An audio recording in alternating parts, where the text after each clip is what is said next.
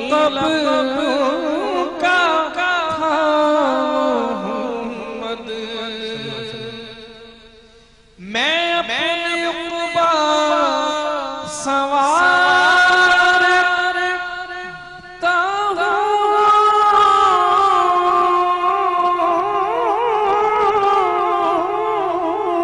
میں اپنے عقبہ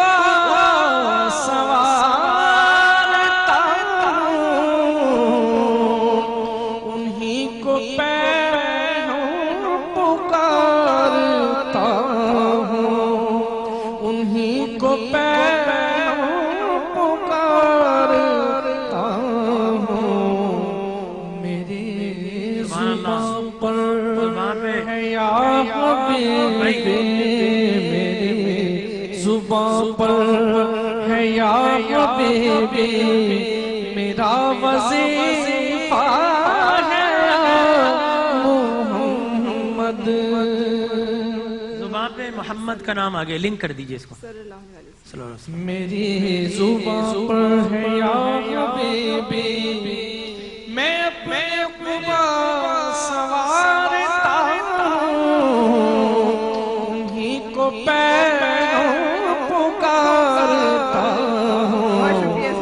میری زباں پر ہے یا حبیبی میرا وظیفہ ہے. سبحان اللہ. ڈاکٹر جمیل راٹھور صاحب سب کو اپنے جیسا ہی عالم اور وہ سمجھتے ہیں. آپ خود گنگنا دیجئے تھوڑا سا جو کلام آپ ان سے پلیز فرمائش کر رہے ہیں. مجھے ایکچولی وہ یاد نہیں ہے, کچھ تھوڑا بہت رہتا ہے کیونکہ باقاعدہ پڑھنے کے مواقع کم ملتے ہیں. میں چاہ رہا تھا خالد محمود صاحب کا جو کلام ہے وہ زباں پہ محمد کا نام آ گیا ہے. زباں پہ محمد بام آ گیا ہے کرم آج بالائے کرم آج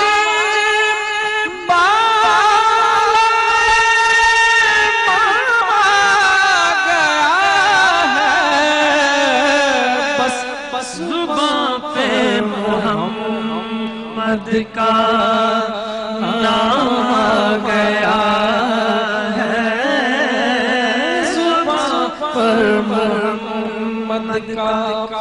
یہ نام کوئی کام بگڑنے نہیں دیتا, یہ نام کوئی کام بگڑنے نہیں دیتا اور بگڑے بھی دیتا بس نام محمد. زباں پر محمد کا نام آ گیا ہے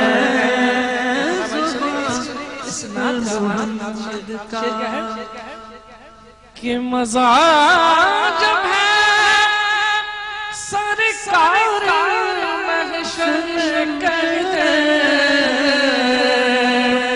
مزہ جب ہے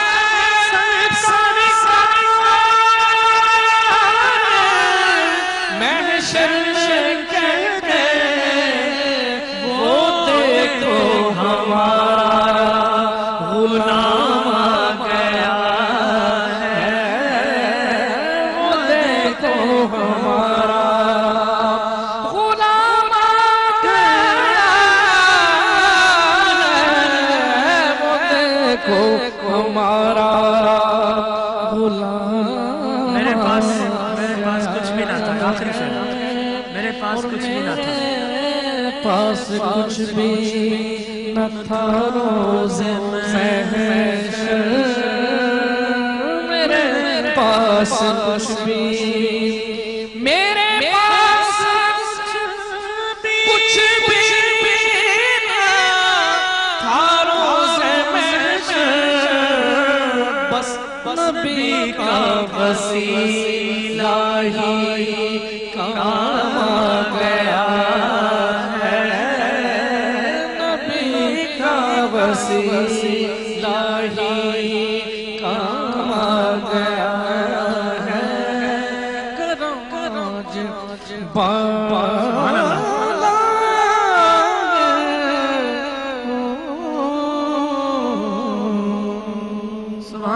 سبحان اللہ ماشاء سبحان اللہ. اللہ. اور بہت شکریہ شفیق صاحب, آپ نے فرمائش فوری طور پہ ہماری جو ہے وہ پوری کر دی. جزاک اللہ, بہت میں شکریہ. ایک شعر جناب ختمی مرتبت کی بارگاہ میں فضائل کا شعر ڈاکٹر صاحب توجہ چاہوں گا. جی جی ہمارے ایک شاعر ہیں شہزاد زیدی, ان کا یہ شعر ہے, انہوں نے کچھ اس طرح سے اس کو بیان کیا, یعنی کہ محبت پروردگار جناب ختمی مرتبت سے, یہ ذہن میں ان کا جو تھا. کہتے ہیں کہ سوچا, بڑے پیار سے یہ سوچا رب کائنات نے, خالق کائنات نے, بڑے پیار سے یہ سوچا خالق کائنات نے کہ دنیا میں اپنا سب سے حسین اسم بھیج دوں. بابا دنیا میں سوچا یہ خالق کائنات نے بڑے پیار سے کہ دنیا میں اپنا سب سے حسین اسم بھیج دوں, پر محبوب کے بغیر رہوں گا کس طرح, سایہ یہیں رکھ لوں جسم بھیج دوں. اچھا, واہ واہ واہ واہ, کیا بات ہے. اچھا, اللہ تبارک و سوال بہت تعالی امپورٹنٹ ہے جو ہم نے سوچنے چھوڑا سے ہوا ہے. مراد یہ کہ یہاں پر ارادہ کیا. بالکل صحیح. اچھا, ہم بہت امپورٹنٹ سوال ہے اور وہ بہت کھلبلی مچائے ہوئے ہے دل و دماغ میں. آپ نے اپنی گفتگو میں خود ہی ہمیں کہا کہ جی وسیلہ چاہیے ہوتا ہے اللہ تعالیٰ تک پہنچنے کے لیے, یا اس مقام کا یا جگہ کا یا اس کے مقربین کا یا صالحین کا, جو بھی اس کے خاص بندے. اور ساتھ ہی علامہ صاحب آپ نے بھی اس میں ایک تڑکا لگا دیا کہ وہ بھی ایشور کو مانتے ہیں اور کہتے ہیں کہ یہ سب باقی جو ہیں اوتار ہیں ایشور کے, جو کہ ایشور تک ہماری بات پہنچائیں گے وسیلہ. اب اسی عقیدے کی آپ بھی بات کر رہے ہیں, اسی عقیدے کی ہندو بھی فالو کرتا ہے, تو پھر وہ عقیدہ توحید جو رب کہتا ہے خالص میرے لیے, وہ کیا چیز ہے؟ دیکھیں میں آپ سے عرض کروں کہ یہ بڑا دلچسپ سوال ہے. پہلی بات تو یہ سجری اللہ وسیلے کا محتاج نہیں ہے, ٹھیک ہے نا, اس کی بارگاہ میں وسیلہ نہ دی جائے تب بھی وہ سنتا ہے. ہاں ہمارا یہ ایقان ہے, میں ہر پکارنے والے کی پکار سنتا ہوں. جی ہاں, ہمارا یہ ایقان ہے من حبل الورید کے شہرک سے زیادہ قریب. اللہ تبارک و تعالی خود فرماتا ہے ہم محتاج ہیں, اللہ تبارک و تعالی تو میں نیاز ہے, ہر چیز سے براء البراء ہے, وہ خالق ہے. اب آپ کا سوال کہ ہندو پتھروں کی عبادت کرتا ہے, ہم بھی کعبۃ اللہ میں جائیں تو پتھر, میں حج پہ جاتا ہوں مجھے لگتا ہے کہ ہم پتھروں کے ارد گرد گھوم رہے ہیں. کعبہ میں جائیں تو پتھر, حجر اسود پتھر, مقام ابراہیم پتھر, آب زمزم پتھروں سے نکل رہا ہے, صفا مروہ پتھر, عرفات میں جائیں تو پتھریلا میدان, مزدلفہ میں جائیں تو پتھر چن رہے ہیں, مینا میں جائیں تو پتھر سے پتھر کو مار رہے ہیں. تو پھر ہم بت شکن کس طرح ہے, پتھر شکن کس طرح ہے, اور باقی وہ پتھر پرست کس طرح ہے؟ بات کیا ہے؟ بات یہ کہ ہندو مورتی کے سامنے جھک رہے ہیں, ہم کعبۃ اللہ کے سامنے جھک رہے ہیں. اب اس میں فرق کیا ہے؟ یہ فرق میں سمجھتا ہوں ہر مسلمان کو معلوم ہونا چاہیے. فرق فقط بال برابر ہے, اور فرق ہے وسیلے کا. ہندو اس مورتی کی عبادت کر رہا ہے, ہم کعبہ کی عبادت نہیں کر رہے. ہندو اس مورتی کی عبادت کرتا ہے کہ ہمیں وہ بڑے ایشور کے قریب کر دے. مسلمان نہ کسی نبی کی عبادت کرتا ہے, نہ کسی ولی کی, نہ کعبہ کی, نہ زمزم کی, نہ حجر اسود کی, نہ مقام ابراہیم کی, کسی کی عبادت نہیں کرتا. فَلْيَعْبُدُوا رَبَّ هَذَا الْبَيْتِ, مسلمان اس گھر کے خدا کی عبادت کرتا ہے. اب پھر سوال یہ پیدا ہوتا ہے کہ ٹھیک ہے بات سمجھ میں آ گئی, پھر مسلمان اسی جانب کیوں رخ کرتا ہے؟ نہیں, میرا سوال الگ ہے اس سے. میرا سوال میں اس کو سمجھانا چاہ رہا ہوں. فَإِنَمَا تُوَلُّوا فَثَمَّ وَجْهُ اللَّهِ, اللہ تبارک و تعالی تو ہر جگہ پر ہے. پھر مسلمان ادھر ہی منہ کعبہ شریف کی طرف, پیچھے اس امام کے اللہ کی طرف, تو اللہ وہ بولے گا ایشور کا حکم ہے. حکم تو پھر ٹھیک ہے, عقلی دلیل کیا ہے؟ بات بال برابر فرق ہے کہ ہم کعبہ کی عبادت نہیں کرتے, کعبہ کو عبادت کا وسیلہ بناتے ہیں. کہ منہ کعبہ شریف کی طرف, نماز اللہ کے لیے, ٹھیک ہے نا, ہم طواف اللہ کے لیے, وسیلہ کعبہ. میں ایک عرض کرتا چلوں کہ حکم کعبے کی طرف منہ کرنے کا حکم نہیں ہے, بلکہ اگر اب آیت دیکھیں تو وہ من حیث خرجت فولی وجہک شطر المسجد الحرام, پھیر لیجئے اپنا مسجد حرام کی طرف. ابھی کنگ ملک فہد رحمہ اللہ کے دور میں ایک وقت ایسا بھی آیا تھا کہ کعبے کی تعمیر ہو رہی تھی, تو انہوں نے اس کی دیواریں ڈھا دی تھی, اس کو دوبارہ انہی پتھروں کو جوڑا گیا. تو اس وقت جن لوگوں نے عمرہ کیا, طواف کیا, تو وہاں بیت اللہ کی دیواریں موجود نہیں تھی. وہ ایک مقام تھا جس کو حکم دیا کہ اس طرف, اور یہ وجہ کیوں کیا گیا من حیث خرجت. سوال اپنی جگہ سٹینڈ سٹل ہے, اور اس سوال کا جواب لینے سے پہلے میں ایک قرآنی آیت کوٹ کروں گی, لیکن اس سے پہلے چونکہ مجھے بہت سختی سے بریک کا کہا جا رہا ہے کیونکہ نماز کا وقت جو ہے, اذان کا وقت ہونے کو ہے, سو ہم بریک کے لیے رکیں گے اور اس کے بعد یہیں سے کنٹینیو کریں گے.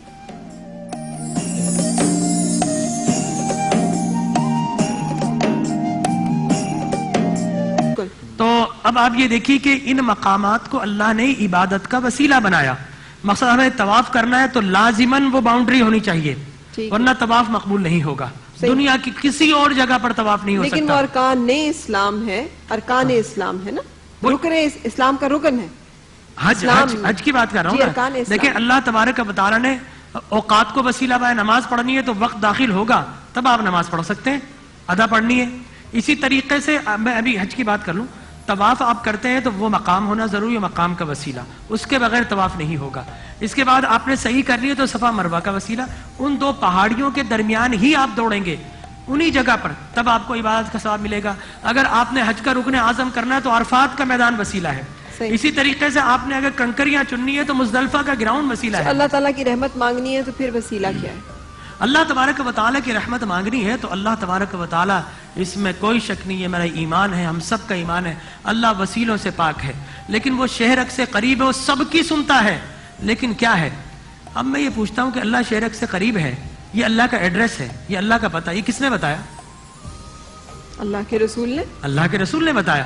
کافروں کو تو ایڈریس معلوم ہوا کہ یہ اللہ کا پتہ بھی ملتا ہے تو در مصطفیٰ سے ملتا ہے, وسیلہ مصطفیٰ سے ملتا ہے. اس میں تو کوئی شک نہیں, اسی لیے تو لا الہ الا اللہ محمد الرسول اللہ ہے ہمارا کلمہ. میں آپ پر کی تو دوسری ایک بات آیت بھی ہے, قل ان کنتم, کہہ دیجئے آپ ان سے, تحبون اللہ, اگر اللہ کی محبت چاہتے ہو تو فاتبعونی, میری اتباع کرو. اطیعوا میں اللہ نبی کریم صلی واطیعوا اللہ علیہ الرسول. وسلم, جی اطیعوا اللہ واطیعوا الرسول تو اکٹھے ہیں. فاتبعونی, اتباع کرو اللہ رب نبی کریم صلی اللہ علیہ وسلم کی, تو پھر جو ہے یہ میں آپ سے عرض کروں کہ یہ بات سمجھ میں آ گئی. اب میں آپ سے پوچھتا ہوں کہ کیا کسی سے ملنے کے لیے کیا فقط پتہ ہونا کافی ہے؟ سر کسی میں اور رب میں بڑا فرق ہے. رب اور کسی میں, دیکھیں پتہ ہے, یہ پتہ ہے نا, آپ کو شہرک قریب نہیں ہے, نظر نہیں آ رہی, نظر آ رہی ہے نہیں, اپنی شہرک نظر آ رہی ہے نہیں نظر آ رہی. جو یہ فارمولا ہے ہیومن بینگز کا, جب ہمارے میڈیل کینتھس مل جاتے ہیں آپس میں, ہماری ناک ہم نہیں دیکھ سکتے, ہمارے ہونٹ ہم نہیں دیکھ سکتے, ہمارے چہرہ ہم نہیں دیکھ سکتے, ہم شہرک نہیں دیکھ سکتے. اگر آنکھ دکھاتی ہے لیکن کنکر پڑ جائے ہم نہیں دیکھ سکتے. اللہ کا قانون ہے, نہیں دیکھ سکتے, حالانکہ آنکھ دکھاتی ہے. اب دیکھنا چاہتے ہیں تو آئینے کا وسیلہ لے لو. اچھا سر, اس آیت کا اب مطلب آپ کو اپنا چہرہ بھی نظر آئے گا, شہرک بھی نظر آئے گی. اللہ ہے قریب, یہ پتہ ہے, لیکن یہ پتہ کب, ملاقات کب ہوتی ہے؟ جب آپ کو اوباما واشنگٹن میں رہتا, کب ملیں گے آپ, کس طرح ملیں گے؟ جب اس سے مل جائیں گے جو اس سے ملا جلا کرتا ہے, اس ساری تھرو پراپر چینل. توحید کو اچھی طرح سے سمجھنا ہے. یہ سورۃ الزمر آیہ مبارکہ ہے 39. وہ لوگ جنہوں نے اللہ کے سوا دوسروں کو اپنا کارساز بنا رکھا ہے, وہ اپنے اس فعل کی توجیح یہ کرتے ہیں کہ ہم تو ان کی عبادت صرف اس لیے کرتے ہیں تاکہ اللہ تعالیٰ تک وہ ہماری رسائی کرا دے. اس کی عربک پڑھ دیجئے اس کی. دیکھیں میں آپ سے عرض کروں, عربی پڑھ دیتی ہوں اگر آپ کہتے ہیں تو. والذین اتخذوا من دونہ اولیاء بس یہی میں چاہ رہا تھا, من دونی, ہاں, کہ اللہ کے مقابل کسی کو, من دون کا مطلب ہے کہ اللہ کو چھوڑ کر یا اللہ کے مقابل کسی کو آپ کارساز سمجھتے ہو. مثال کے طور پر آپ گنگا جمنا جاتے ہیں, یہ کس کا بنایا ہوا ہے؟ اچھا یعنی ہمارے اور ہندوؤں کے عقیدے میں فرق یہ ہے کہ وہ ایشور کو چھوڑ کر لوگوں کو پکارتے ہیں اور ہم اللہ تعالیٰ